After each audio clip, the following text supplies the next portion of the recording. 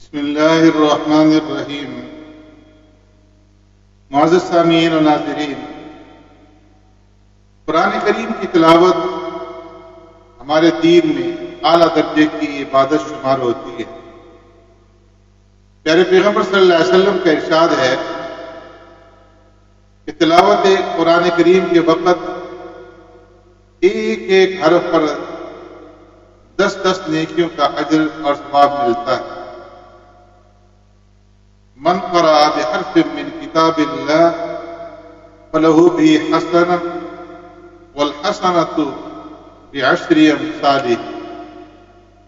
لا اقول الف لام میم حرف بل الف حرف ولام حرف ومیم حرف۔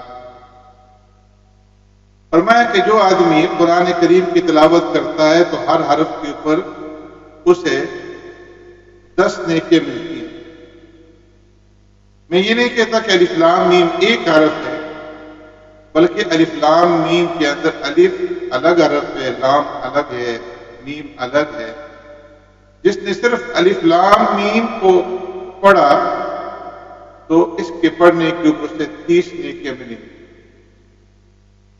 ایک ارشاد نے پیارے پیغمبر صلی اللہ علیہ وسلم نے ارشاد فرمایا کہ تلاوت قرآن مجید کو اللہ تعالیٰ سے ہم کلامی سمجھو کہ تم اللہ سے باتیں کر رہے ہو، اللہ سے کلام کر رہے ہو۔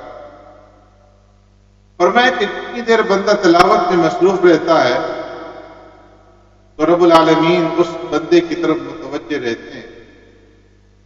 ظاہر ہے کہ یہ فضائل درجہ کمال میں اسی انسان کو مل سکتے ہیں جو صحیح معنی میں قرآن کریم کی تلاوت کا حق ادا کرے۔ اور قرآن کریم کی تلاوت کا حق کیا ہے؟ اس سوال کا جواب یہ دیا جائے کہ یہ حق 3 حصوں کے اوپر منقسم ہے، تقسیم ہے۔ ایک ظاہری حق ہے، ایک باطنی حق ہے اور ایک حق عمل۔ ظاہری حق یہ کہ قرآن کریم کو صحت لفظی کے ساتھ پڑھا جائے، حروف کو ان کے صحیح مخارج سے نکالنے کا ملکہ جو ہے وہ پیدا کیا جائے، تجوید کے ساتھ قرآن کریم کی تلاوت کی جائے۔ باطنی حق یہ کہ الفاظ کی ادائیگی کے ساتھ ساتھ ان کا معنی اور ان کا مفہوم جو ہے اس کو بھی سمجھنے کی کوشش کی جائے۔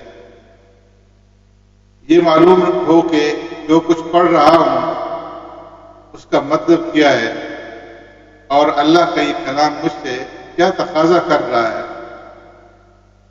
اس مقصد کے لیے خود اس زبان کی تاثیر کر لی جائے، علم حاصل کر لیا جائے جس میں قرآن حکیم نازل ہوا ہے، یعنی عربی زبان، تو پھر تو انتہائی اعلیٰ بات ہے، اعلیٰ درجہ ہے۔